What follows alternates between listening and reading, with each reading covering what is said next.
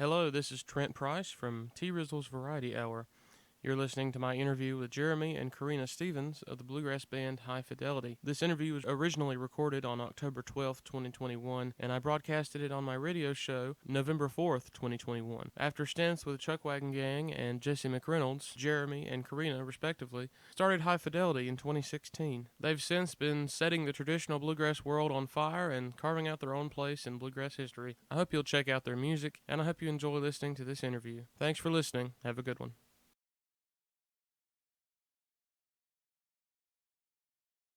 I'm coming to you today with Jeremy Stevens and Corrina Rose Logston of the bluegrass band High Fidelity. So, Jeremy and Corrina, welcome. Thanks, Trent. We're glad to be here with you. Thank you so much, Trent. So, I want to talk to you both of you individually about your music a little bit, and then we'll talk about High Fidelity and your current stuff going on. So, Corrina, first, will you tell me how you first got into music? Yeah, actually, my mom and dad got me into music. They're both musicians. They never made a living per se doing that, but they always enjoyed going to bluegrass festivals and playing little events here and there. And where I'm from, there's not many fiddle players. And so I ended up playing the fiddle because I guess out of need, I received a fiddle for my 14th birthday when I was hoping for a Fender Stratocaster. And I was a little surprised by that. But I'd gotten into playing a little more with my folks. I grew up listening to bluegrass music, listening to them play and listening to their records. And at that point, I was sort of, trying to branch out on my own and make decisions about what I liked in music and stuff like that. And my folks were playing a whole lot more. Again, they'd played a lot, I guess, before I came around. And as I got older, they started playing a little more again and getting away and doing weddings and stuff like that. And they needed a fiddle player. So I thought, what am I going to do with this? Well, they sort of planned this ahead of time. And they said, we're going to go to the Bluegrass Festival in Bean Blossom, Indiana. And when we went over there, I just kind of got bit by the bug. I got hooked all over again. I'd never had anything against bluegrass, just sort of started looking into other music and seeing what I liked and things like that. But after we went over there, I was just bit by the bug, and I thought I want to get good enough to play on this fiddle, to play with Jesse McReynolds, who had always been one of my musical heroes. And I actually got to realize that dream in 2016. I started working for Jesse full time, and that just brought it all around. But that's sort of how I got into playing music. And I'm really blessed to be able to say I came from sort of a musical family and was surrounded by a lot of good influences musically and folks that really took an interest in me. And I'm from southwestern Illinois, south of St. Louis, Missouri, sort of in the call it redneck Illinois over there, sort of in the river bluffs and stuff like that. And a lot of good folks from that region are really steeped into the history of the region and the music of the region. A lot of good Missouri fiddle players, folks that know about traditional dance and fiddle music, sort of brought over by the French influence in my own home region near like Prairie du Rocher and southwestern Illinois and things like that. So I was blessed to be from a good area and raised up in a good musical family. Yeah. So you guys both have some solo projects out in addition to your current stuff. Corrina, will you tell me about your project called Bluegrass Fiddler? Absolutely. I always wanted to do a record of fiddle tunes, sort of in the style of a lot of the masters of bluegrass fiddle, like Kenny Baker or Byron Berline, and these folks who would put out these fiddle records and sort of feature a bluegrass band behind them, and people taking breaks on the banjo and mandolin as well as the fiddle. So I thought I was going to be putting that out sort of on my own. And then Tom Minty of Patuxent Records, Patuxent Music rather, he was asking what I was doing one time, and I said, I'm sort of planning a fiddle project. I'd like to do it kind of like the old guys did. And he said, well, what would you think about doing it on Patuxent? And I said, well, that would be great. So on that record, Jeremy is featured playing guitar, and Kurt Stevenson, one of our bandmates in High Fidelity, he's featured playing banjo. Casey Campbell, who I went to school with at Belmont University and I've been friends with a long time, he's playing mandolin. And PJ George, another fellow that I've worked with for a long time and kind of got to know in coming to Nashville's playing the upright bass. And bluegrass legend David McLaughlin, who worked with the Johnson Mountain Boys for so long, he's playing mandolin on several cuts as well. So that was a really exciting record to get to do, sort of like bluegrass fiddle dreams. Yeah, definitely. Now, you were a part of a couple other bands before High Fidelity as well, too. Tell me a little bit about that. Yeah, I'd say, I graduated Belmont University in 2012, and I just said I would love to freelance. I wanted to be somebody that could work as a sideman with a lot of different folks. And I said, Lord, I'm just going to give this year, see what happens. I feel like this is what you're leading me to do. And here I am still today. So I've been real blessed in pursuing that. I've worked with a lot of different folks around Nashville on a regular basis and on a sort of I guess sideman type thing as needed. Some of my I guess favorite experiences with that, I've gotten to work with somebody, me and Jeremy have always looked up to musically, David Peterson. In 1946, played regularly with him, playing fiddle and mandolin some. And we mentioned Jesse McReynolds in 2016. Jeremy and I got to start working with Jesse. Had a mutual friend, Buddy Griffin, who sort of put me in touch with Jesse, and played a lot of twin fiddle with Buddy and Jesse on the Opry, and then played a lot just as the sole fiddle player with Jesse, doing Opry dates and playing several festivals and different events around the east side of the United States.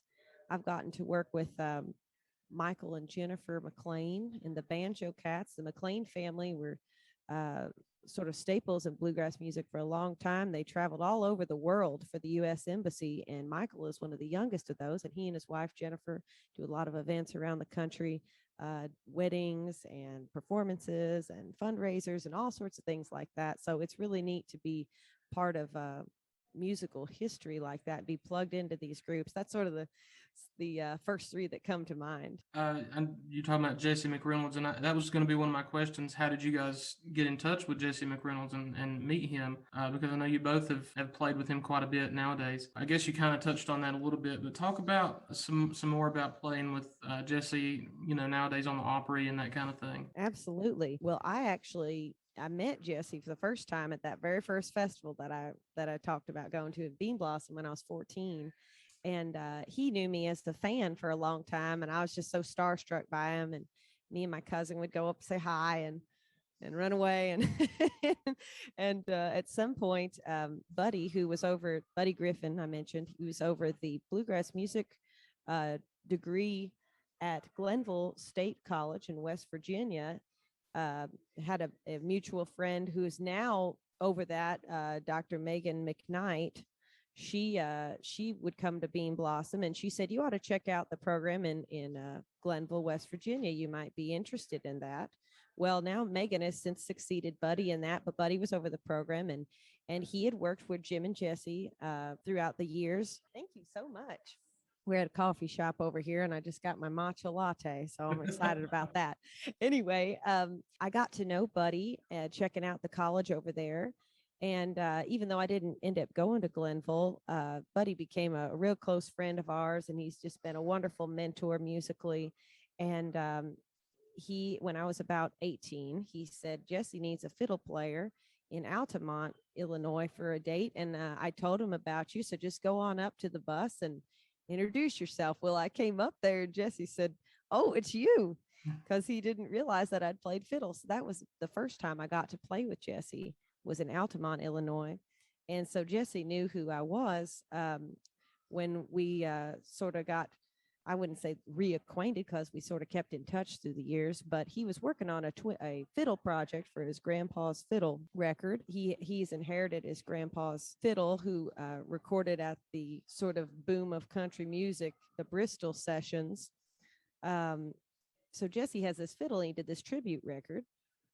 And Buddy and Jeremy and I were getting some lunch, and Buddy said, why don't you come on over to the studio and and see what we're doing. So we said hi to Jesse, and he was showing me his grandpa's fiddle, and I was playing on it. And he said, "Why don't you just play on a couple of these songs?" And that's sort of how we got reconnected with that. He called me later that week and said, "What would you think about, would you be able to work the Opry and do some of this what we've been doing?" And I said, "I would love to. It's my first time ever." So that's how we got connected that way. And nowadays, in the last couple of years, Jesse hasn't done a whole lot.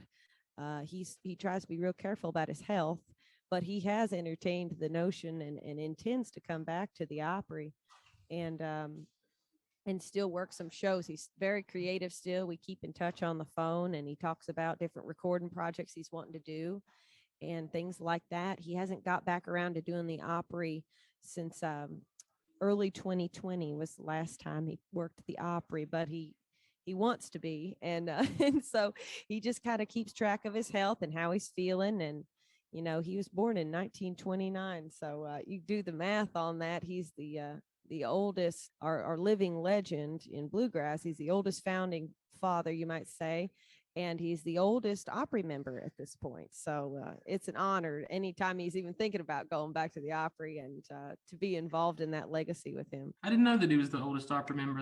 That's really interesting. Yes. Yeah, my great grandfather was also born in 1929. We just celebrated his birthday a couple weeks ago. Awesome. That's amazing. That's really cool. I guess let's switch here. Jeremy, will you tell me about kind of the same thing? How did you first get into music and your background in music? Well, I guess I first heard this music, bluegrass and related types of music, when I was a kid. My mom's a school teacher and dad was in real estate. And mom took a year off of teaching after they got me. I was adopted. That's why I say got me, not had me.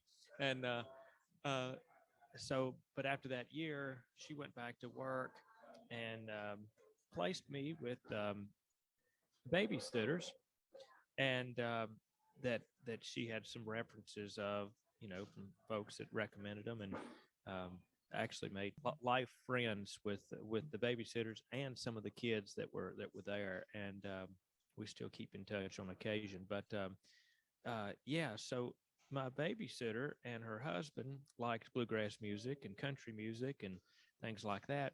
And they listened to the local radio station, which at that time was pretty much playing like top 40 country and that sort of thing.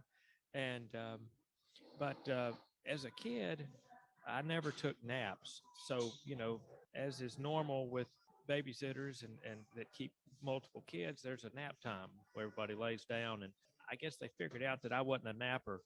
So my babysitter's husband, C.C. Dodd was his name. Carolyn was my babysitter. And C.C. worked third shift in Dan River Mills. And so he would get home about 7 a.m. or something and would take a nap, and around 11 or something like that, he'd get up. And so he'd freshen up in the bathroom or whatever. And by the time he was done getting ready, it was nap time for the kids. And well, I'd go in there and I'd just lay down and just, eyes wide open type of thing. And never took naps then, still don't.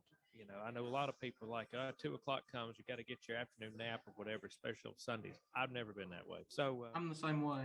yeah.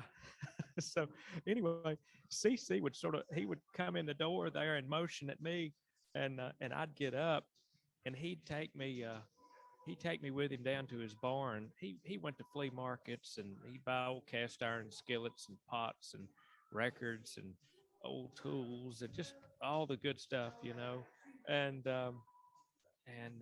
he would play when, he'd be down in the barn, he'd put a record on or something, and he'd be organizing the last things he bought the last weekend at the flea market or whatever. And I got exposed to pre-war country music, Riley Puckett, the old 78s like that, and classic country music and some bluegrass and all that type of stuff through CC, hanging out at him in his barn when I was a kid, 3 years old or whatever. And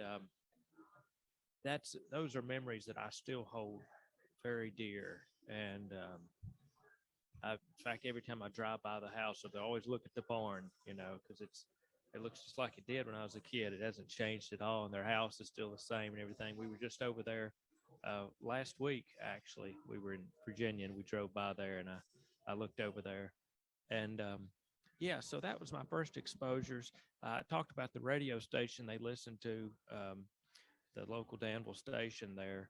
They had a program on Saturday nights called the Saturday Night Hall of Fame, which was hosted by Kenny Rohr and Bud Hale and several different folks. And Kenny Rohr is a big time '78 record collector and knows all the history of this music. And my exposure to all grades of pre-war country, bluegrass, early country music, and the history that went along with all those recordings came from the Saturday Night Hall of Fame with Kenny Rohr talking about. Because every time he'd play a record, he'd send it out to about 4 or 5 different people.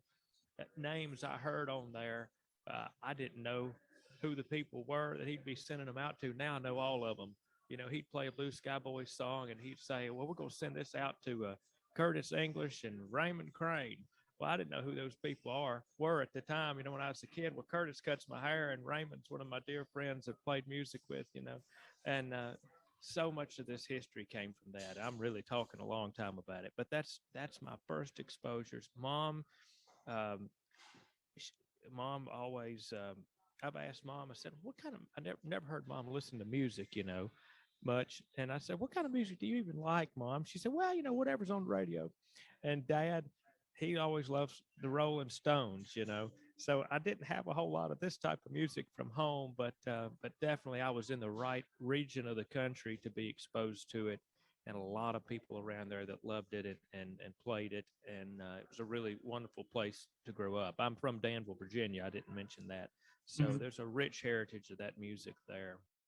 You've been with, I think it's Cody Norris, right? And the Lilly Brothers. Tell me a little bit about your time in music before High Fidelity. Yeah. Okay. So when I was I'll step back a little bit further because I spent a lot of time playing with a local group there, guys my age, called Shallow Creek. We formed in late 1994, and I was about 10 years old. And we played together till I moved to Nashville in 2010. And so that's a good 16 years right there. And that was Mark Hudson. And we had different members, but Mark Hudson and I were sort of the mainstays in that band. And in the latter years before I moved to Nashville, we were sort of a Reno and Smiley cover band in a way.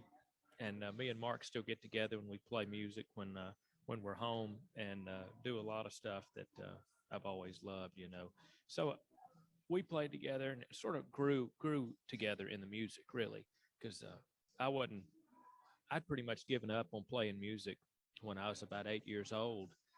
I'd started playing and I just didn't have anybody to play with, but still was taking lessons, but really wasn't playing that much. And then this music teacher put us all together because she saw that and wanted us to have someone that we could play with.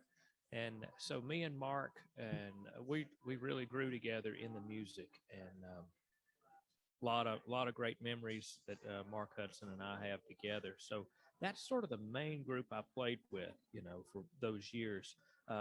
After the Saturday Night Hall of Fame went off the air in 1999, I got in touch with Kenny Rohr, made a really close friendship with him because he was the host of the show I was talking about, and started playing music with Kenny. I got really exposed to pre-war country music, playing it, with him and Kirk Sutphin and Darren Moore. And that was the New North Carolina Ramblers, and we made some records and that sort of thing together. And so we played a lot concurrent with Shallow Creek. And I started, playing with some different folks. That's when I played with Cody Norris. Like you mentioned there, I played mandolin and banjo with Cody for a time there around different times off and on, really from probably 2005 till 2012 or so along in there. And then I ended up moving to Nashville 2010, started working full-time with the Chuck Wagon Gang late that year. I loved their music and their singing style and the guitar styles. And I did that from late 2010 all the way through 2016. And 2016 is the year that I started transitioning from Chuck Wagon Gang to High Fidelity. That year we did both.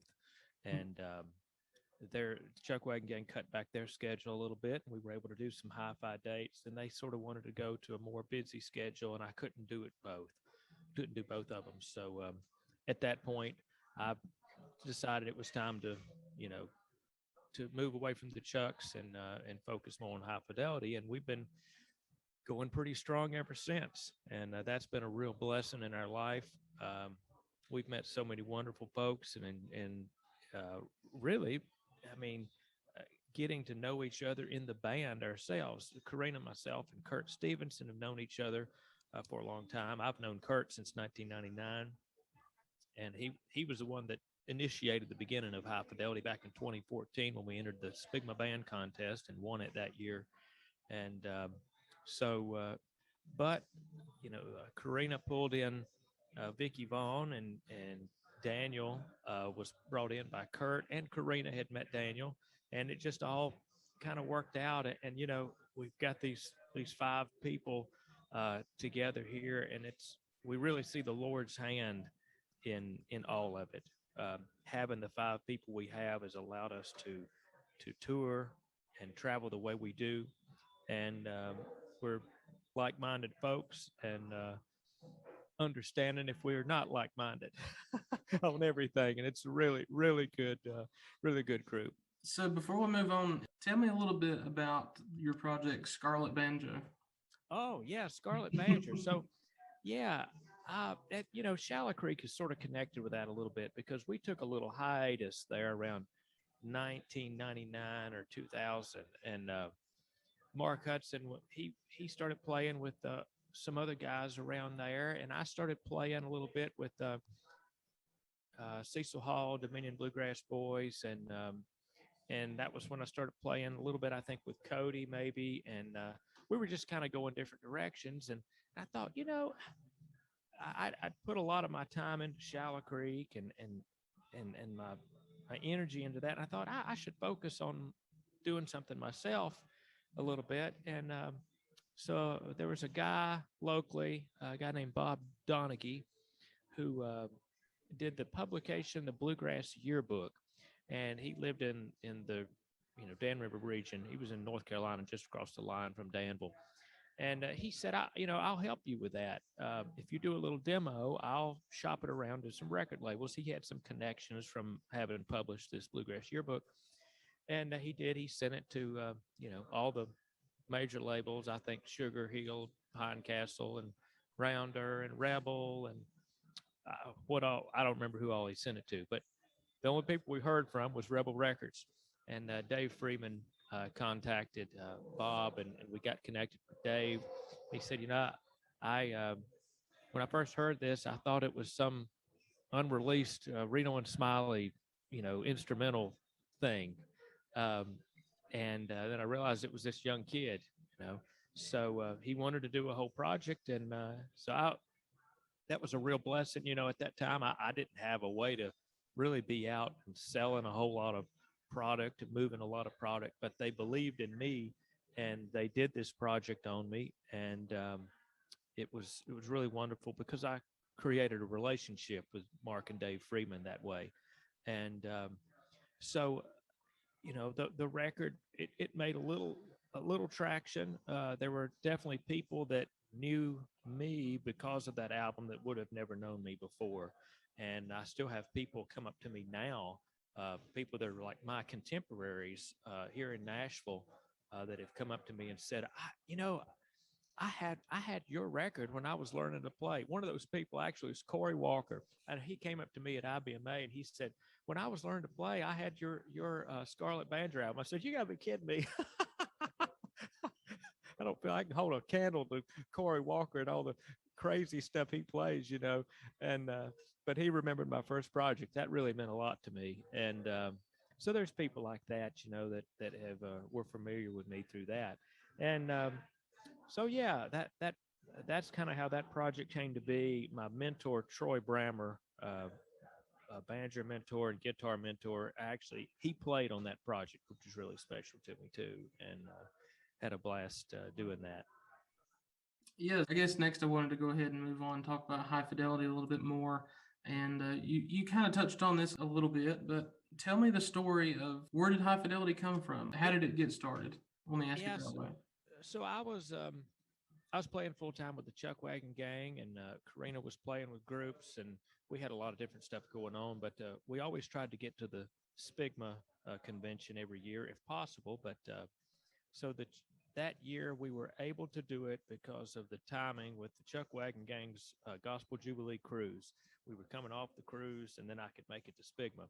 So Kurt said, since y'all are going to be here, why don't we put a band together and do this contest? So it was sort of Kurt's initiation there, and he said, I think a cool name would be High Fidelity, and we can do like the 50s style stuff and then call it High Fidelity. Well, I need to interject there. Yeah, go ahead. He didn't know if it would be cool or stupid. He said, I can't decide if this name is cool or dumb. And I said, I think it's pretty cool. And Vicky and Daniel said, yeah, it's all right. Jeremy said, I don't know about that. That's right. I wanted something Mountain Boys, it's, but we couldn't come up with anything any better, so we stuck with that, and that's how it came to be. So we entered the contest and decided to kind of stick with this style of stuff that we do now, and it's worked out well for us. Yeah. Well, I was going to ask Jeremy, what was it like, the decision to, step away from the Chuck Wagon Gang full time and really put your foot out with High Fidelity? I'd been feeling a need for actually a couple of years to do that. And in the beginning, when I joined the Chuck Wagon Gang, I thought this would be really good for me. I can take a couple of years and do this and sort of get on my feet and buy a house or something like that. And I was able to do that. And a few years in, we got connected with Marty Stewart through Eddie Stubbs, and then this whole other thing started, and we did this project recordings for Marty Stewart. I didn't really feel like that it would be right for me to back out at that point, and I talked at length with Shay Smith, who owns the Chuck Wagon Gang, about that, and I told her, I said, I'm going to stay here through this and see this through, and so that's what I did, and I felt like by 2016, with the scheduling changes and then wanting to go back to more heavy touring and that sort of thing, that it was an opportunity that I could step away, and that's how I did it. It was hard because I love the Chuck Wagon Gang music. I knew I was going to miss it, and I do. Thankful we get to do a little bit of that type of stuff with High Fidelity too. We're blessed to have two gals and two guys that can sing soprano, alto, tenor, bass. So I get a little touch of that, in our shows now. But that's how that happened. I hope I answered the question. Yeah, that's really good. I guess so. Either one of you can tell me a little bit about. I know Don Reno and Reno and Smiley are some of your biggest influences, Jeremy. But tell me about where does High Fidelity draw their biggest musical influence from? You want to talk about that, Corrina? Sure. I think Trent, when we did that band contest, we were looking for what we could really draw from that would showcase the strengths of everybody. And what that ended up being, the intersection of that, I guess myself, Jeremy, and Kurt have always been the primary contributors for material.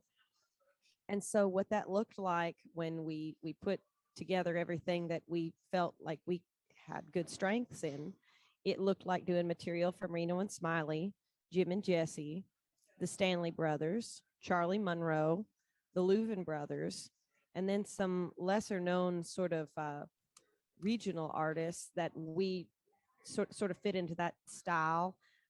We liked the McCormick Brothers, so we listened to some of their stuff. It's sort of like alternative Flat and Scruggs is kind of how the McCormick Brothers feels. James and Martha Carson, who's Martha Carson before she had her solo career, performed with her husband as a duo, and they had stuff that sounded very similar to like the Louvin Brothers without a band, and and even like the Monroe brothers, some of their stuff sort of speaks to that style. So we had all these sort of little nuancy artists that we liked listening to, but then these bigger overarching themes. Country Gentleman, Kurt loves the Country Gentleman, so we've pulled in material and styles from them. But yeah, I think that just about can you think of anybody else, Jeremy? I'm trying to think. That Charlie Monroe has been a big source of material influence for us for songs and stuff like that. Who is the older brother of Bill Monroe, affectionately known sometimes as the uncle of bluegrass. um, and we have intentionally stayed away from material and styles associated with folks like Flatt and Scruggs and Bill Monroe and Jimmy Martin, because we felt like so much of that was already represented. And specifically, this all goes back to that contest again. We wanted to bring something forward that we didn't feel like anybody else was bringing into the game. So we thought, what can we bring that's unique and that shows our strengths and would be competitive? And we just really focused on our vocal harmonies as well. So I think that answers your question. Yeah, that's one of the things I really love listening to your music with. You know, number one, your harmonic sound. I just love your tenor singing, Corrina. Oh, thank you. But the fact that you're bringing in some of those, you know, not necessarily completely obscure, but maybe more obscure songs and artists that bluegrassers of today might not be as familiar with. Like I was listening to some of your music this morning. I think one of the songs that comes to mind immediately is Maple on the Hill. I think it was written by Wade Maynard. And that's a good example of that. But like, you know, just the fact that you're bringing in some of those more obscure artists and songs that people might not be as familiar with, and being, you know, completely unique in that way. Thank you so much, Trent. And now you're still with Rebel Records, is that right? Yes, we are. Yeah, Okay. that's right. High Fidelity has recorded with Rebel. We've done 2 records now with them, and actually Jeremy's brand new solo record, How I Hear It, is also on Rebel. So we're Yeah. deep in the Rebel family at this point. Yeah. Well, that might be a good time to talk about. So tell me about your new single record, Jeremy. Yeah, you know, well, basically 20 years passed from my first one, and I'd been kind of itching for several years at that point, even to do another one. And we had all the stuff with High Fidelity going on, but I finally felt like I think it's time we do this, and so that's what we did, and you know, I've called the record How I Hear It, and it is that. And How I Hear It comes from all of these influences that I've had in music over the years, either people I've known personally or music I've absorbed from either my record collection or just varied sources of music that I've always loved. And I was able to pull all that together. And my intention was to sort of give a fresh perspective, being myself, but sort of paying homage a little bit to all these influences, but have something that's new and fresh as well. And that's kind of my approach with the album. Each song has a 10-minute story that could go along with it as to how I arranged them the way I did. But it's not necessary to go that. When people ask, I start rambling, so but I had some really particular ones I was very excited to do, one of which was Since Wedding Bells Have Rung. Don Rena recorded in 1966, when in between the time he and Red Smiley had split up and when he had joined Bill Harrell, Don and Ronnie, his son, were traveling together, and they were doing the duet singing and everything. And so I pulled in Ronnie to sing with me on that one, and I got to use Don's banjo, loaned to me by Don Wayne, and Don's herringbone Martin, D28, loaned to me by Marty Stewart, which I, am so grateful to that connection to Marty through the time with the Chuck Wagon Gang, that I felt like I could call him and say, hey, I heard you got Don Reno's guitar, and then he volunteered, for me to use it at some point. So that was a real blessing. And Ronnie came in and played the mandolin he played, all those years with Reno and Smiley and with his dad and stuff. And So that was a really special song for me on the record. As High Fidelity, anyway, your newest record is Banjo Player's Blues. Yes. Tell me about a few of those songs on that album. I guess the album in general, and then I have a couple of songs I want to ask about. Yeah. So, well, Banjo Player's Blues, the title track, that song comes from Charlie Monroe. He recorded it in 1960. J.D. Crowe was playing the banjo on it, and it's a session. I think Jimmy Martin had something to do with orchestrating that session for Charlie because he loved Charlie's music. And I think Joe Mullins' dad, Paul Mullins, was playing fiddle on that session. And it's just the whole album is wonderful. I've loved it for years. We recorded Mother's White Rose on their Hills and Home album. That was from that session as well. And then Banjo Player's Blues. And we got to talk to J.D. Crowe about that as well, didn't we? I did. I saw J.D. Crowe at the Banjothon in Knoxville. It was right before we recorded that, or maybe right after. I can't remember. I told him, I said, we had recorded it or we're going to, whatever it was. I said, we recorded this song, and he said, I always thought that was a good one that Charlie did on that, So, We got JD's approval. yeah. I'll mention a few of the other songs on there. The way that we select our material just in general, because I know you've got some specifically you want to ask about. We like to feature quite a bit of me and Jeremy's duet singing. And we like to have trio songs that feature different configurations. We wanted to make sure Vicky got a feature on this and that we showed Daniel off a bit because our previous two records really just focused on me and Jeremy and Kurt singing. But after we'd been working together several years, we said we need to be, getting this stuff on record of what we're doing on live shows, like Daniel playing guitar leads and Vicky singing and things like that. So we picked material with that in mind.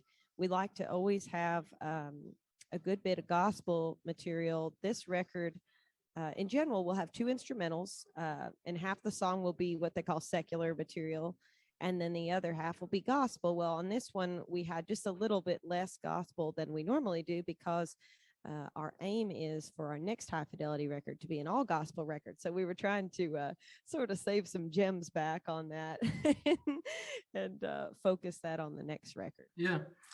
So tell me about the song Feudin' Banjos. I know I heard on another interview that you guys did. That's a kind of an original cut on the dueling banjos that most people might be familiar with.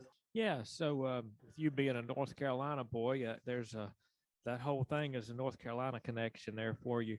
Don Reno worked for Arthur Smith. I mean, from when he was really young, he started working for Arthur Smith in the 40s, early 40s.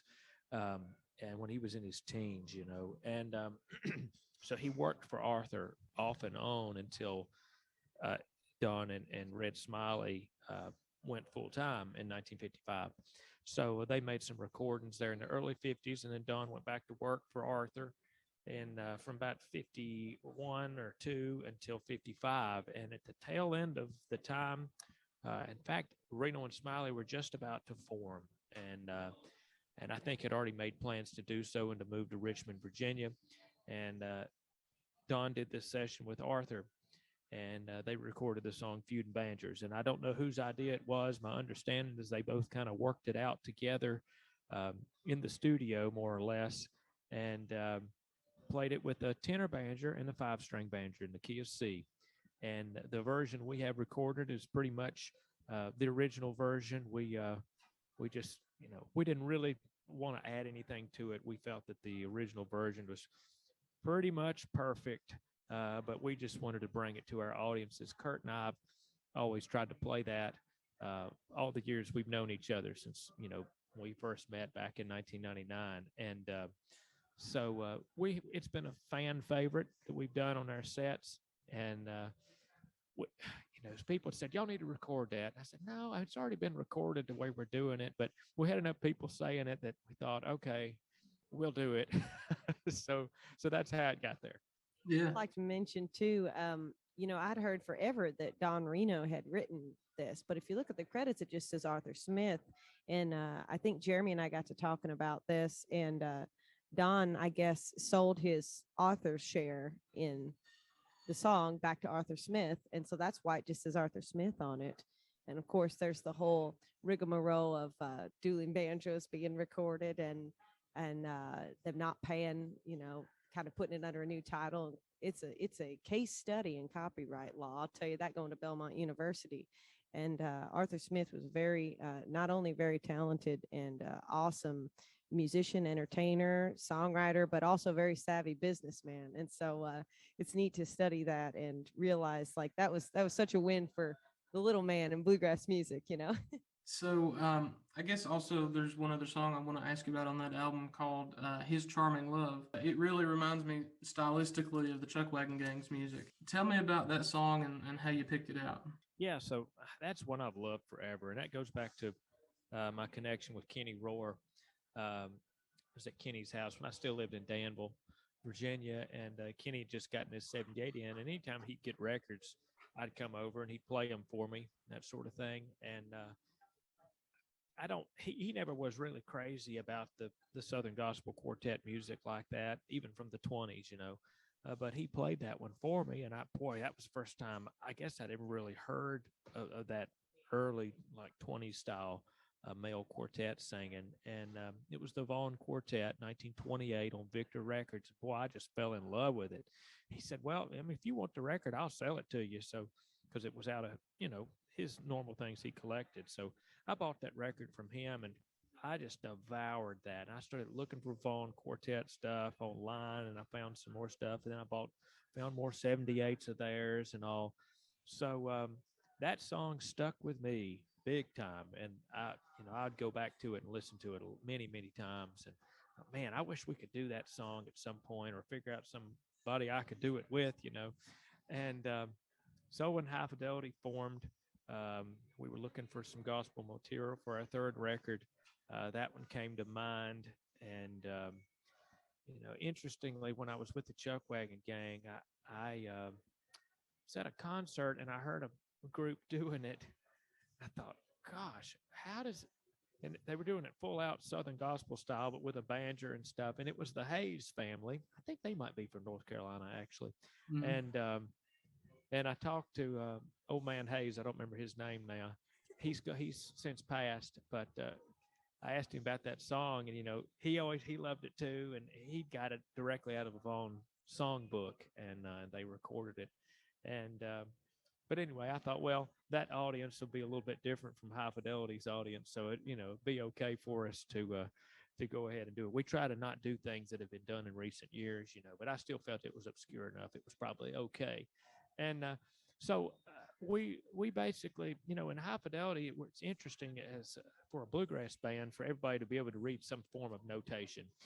Vicky's trained, she went to school for voice, and then Daniel went to shape note singing school growing up. And then I fell in love with shape note singing when I was a teenager, and sort of taught myself how to read that. And I've showed Corrina about it. So we're able to open up the book and sing something, relatively well, at least. And so that's how we did this one. Daniel's singing the bass, I'm singing tenor, Corrina alto, and Vicky soprano.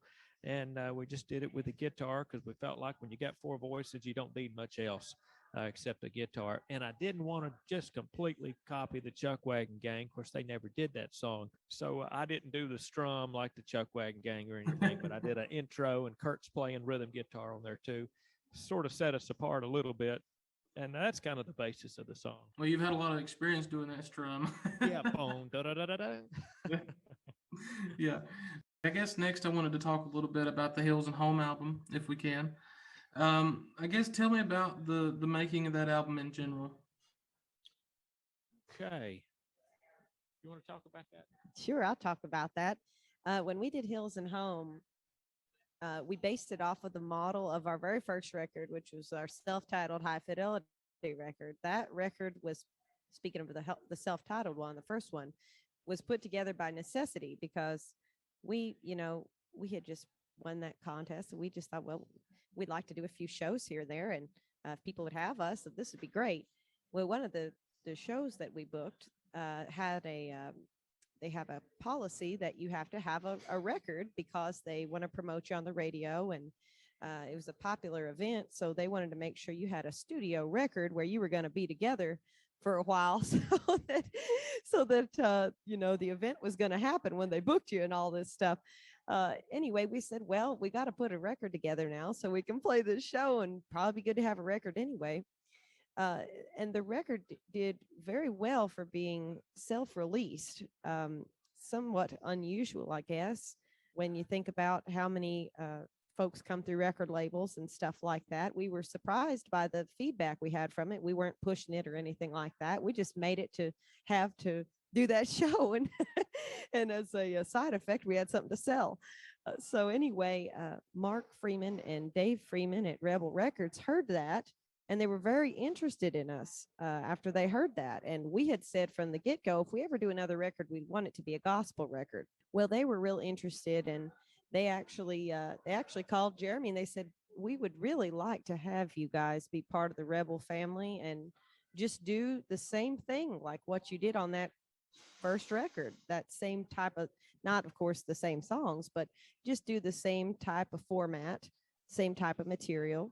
And we said, well, we'd really like to do a gospel record. And they said, well, if that could be in the future, if you would be willing to do this type of thing.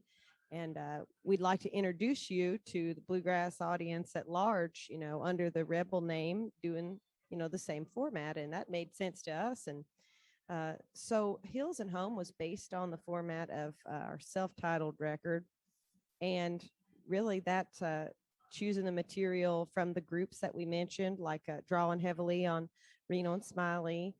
Hills and Home, the title track, is a country gentleman song. Got a good fiddle feature in there, good banjo feature. Actually, that was the one where we did Follow the Leader, because at that point, folks had been really into the twin banjos. So we basically wanted to do it like our first record, but step it up a notch and say, what else can we put twin banjos on that would really kind of take this over the top? And we started progressing in our ability to choose material that fit us, and started just kind of coming into our own a little bit more with songs like Gotta Get You Near Me Blues, which actually Jeremy chose. That was one of the first real outside the box songs that we brought into that bluegrass form and high fidelity-ized it. And because it's originally a Buddy Holly number, and put the twin banjos with it. And I think that when we did that record, we really started to find our own voice. And after we did it, just as a little side note, we said, well, we'd really like to do that gospel record now. And Mark Freeman at Rebel, he said, we'd still like to do that, but I think we need to get one more like this so people don't think that y'all are just, crossing over. He said, your gospel material is so strong, we don't want to confuse people about your identity and what you're doing in your shows and stuff like that. And that made sense to us. So that's how we got to all the records that we've got so far. But we're that gospel record's right on the horizon. Now, are there any concrete plans, or is it just kind of like in the works, idealistically right now? Well, we don't have anything scheduled at this point, but it's definitely, we've got a working song list, and we don't, like I said, we don't have any studio time scheduled and such, but we're talking about when we can start rehearsing and what that would look like for a release date. And so it's somewhere between tangible and intangible right now, but more than just a twinkle in our eyes. Yeah. That sounds really good. I can't wait to hear it. Tell me just to hear more about your self-titled album. Oh, yeah. The self-titled album was done, I guess, completely of our own. It was sort of our first time of saying, like, what does high fidelity mean? What does our music sound like outside of just 3 songs at a time for a contest? And so we developed a lot of our core culture doing that record. All of our records, I believe, have been done at Richard Smith's studio in Goodlettsville and engineered by Brad Benge, and mixed at various locations, but mostly there in Goodlettsville.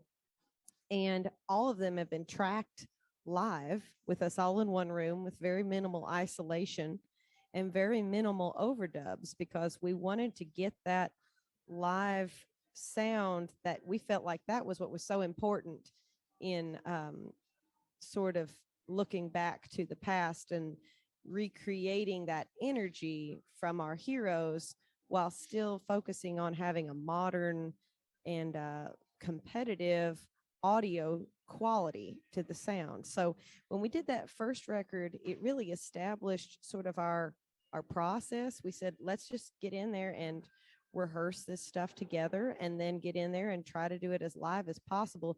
It was all recorded in 2 days, I believe, 2 or 3 days. It was really fast. The first record. The first record, we recorded it in one day. Was it one? Yeah, we recorded it all in one day, but I think the others we've done in 2 days, I believe. Yeah, that it was really fast. I know it was like a 14-hour day. The others we've taken more time with, where we've been able to go back but like I said, since it was done for for this gig, we were under a time crunch and all this stuff. And did you have something to say there? I was going to say the whole kind of the process around the first album was low budget. We were trying to get it done the best way we could for the least amount of money. That's right. It was. And the way that you do that in the studio is you try to know your stuff as well as you can before you get in there, so you don't hem haul around and spend that money rehearsing while you're in there. But I was going to say something, Jeremy, and you sort of disrupted my train of thought there, but that's all right. It is important to note that it was done out of necessity and efficiency's sake. But I think that it really established our process and what we thought, sort of showed us what was important. And we were able to start building a relationship with Brad Bench, who's always been a friend of ours. But after that record, it was kind of like we felt like he was kind of part of the High Fidelity family, and we just were able to develop a whole culture of recording and what it meant to sound like High Fidelity on a recorded media. We actually did all the design and photography ourselves. Sounds funny because we're on the other side of the lens with this, but we set up a tripod and Jeremy laid it all out. And we just wanted the music. We prioritized the music. We wanted the music to sound as good as possible, the tones to be as good as possible.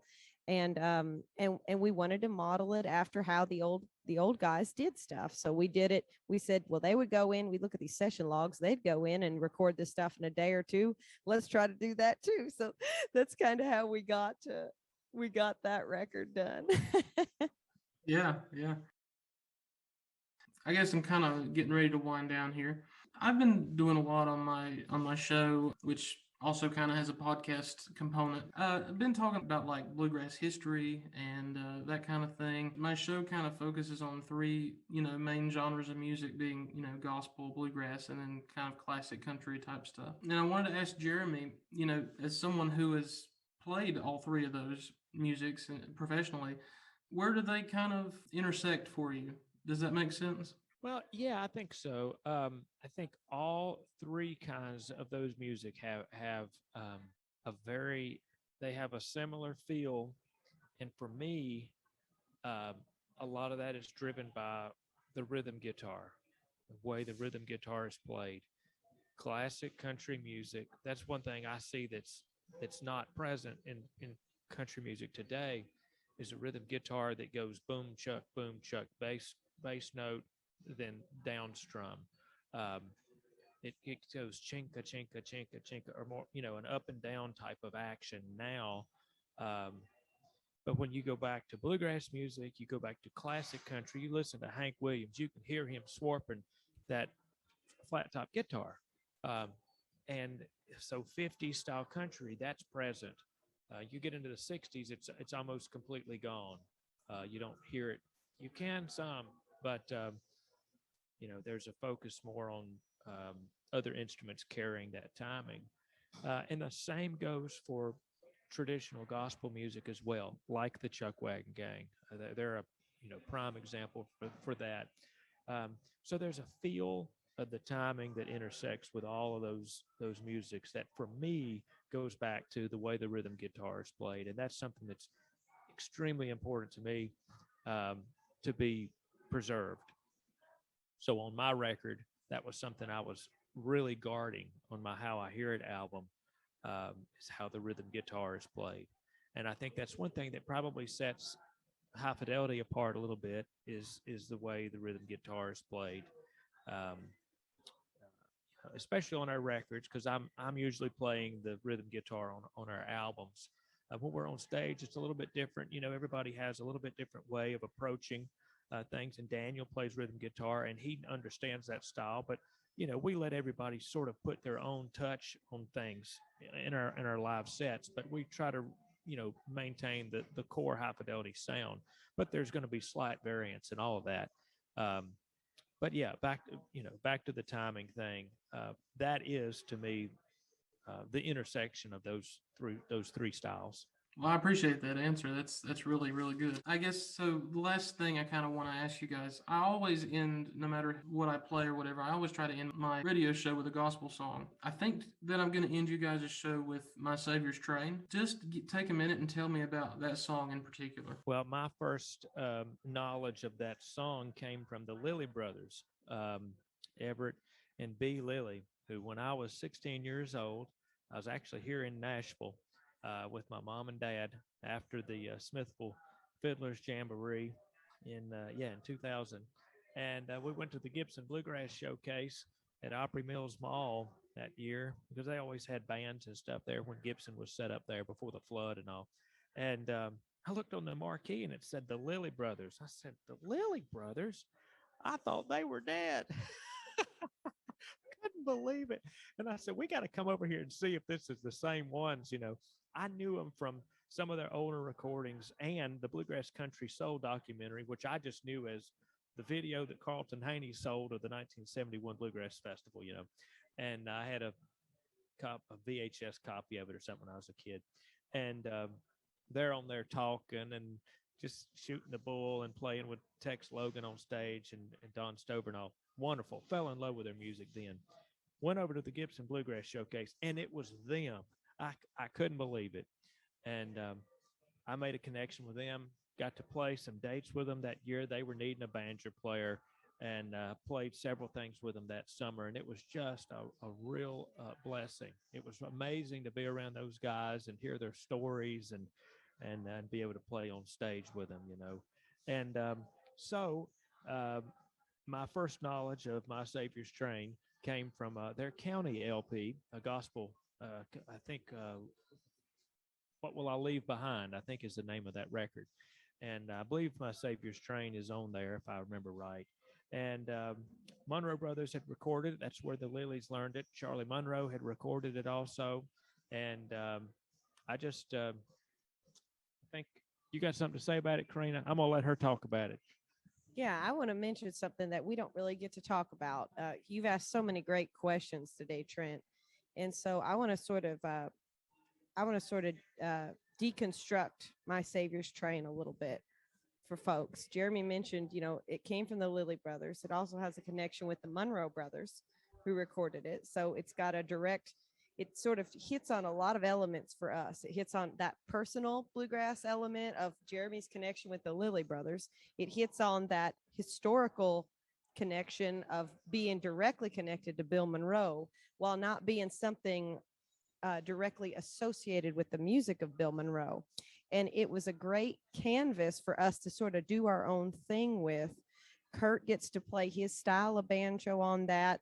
I get to play my style of fiddle, which is just that hard driving sort of Galaxy type fiddle, that Benny Martin type stuff, just really bluegrassy type thing. Jeremy gets to play a bunch of runs and stuff in there on the guitar like he likes. Daniel gets to play mandolin and play his style. And Vicky's just driving it with the bass. And it's a song that lends itself to the duet singing style that Jeremy and I like, which to me, when I heard My Savior's Train, I said to myself, I thought this sounds like something that I would hear James and Martha Carson do, but with a bluegrass band behind it. So when I'm singing it, I approached it that way. I thought, how would it sound if Martha Carson was singing this? And then, you sort of put your own touches in it here and there. So that's sort of how it becomes and became a high fidelity type thing. We got to all really put ourselves into it, but it's connected to the past and connected to our personal experiences in bluegrass with people who are legends and who we've got to interact with. So I think it's a special song and speaks to people on a lot of different levels, but also because it has that really personal and integrated connection with all of us. Couldn't have said it better, Corrina. That's good stuff. That's good stuff. To keep up with Jeremy and Corrina and all the High Fidelity band, you can look them up as High Fidelity on Facebook, High Fidelity Bluegrass on Instagram, and High Fidelity BG on Twitter. You can visit their website to see where they'll be playing and singing near you, highfidelitybluegrass.com, and be on the lookout for that new gospel record coming soon. And you can also follow Jeremy and Corrina individually at jeremystevensmusic.com and corrina.com. Keep up with them on all your music streaming platforms as well. Thank you so much for being on the show, y'all. Hey, thank you, Trent, for having us. Thank you so much, Trent. We've really enjoyed it.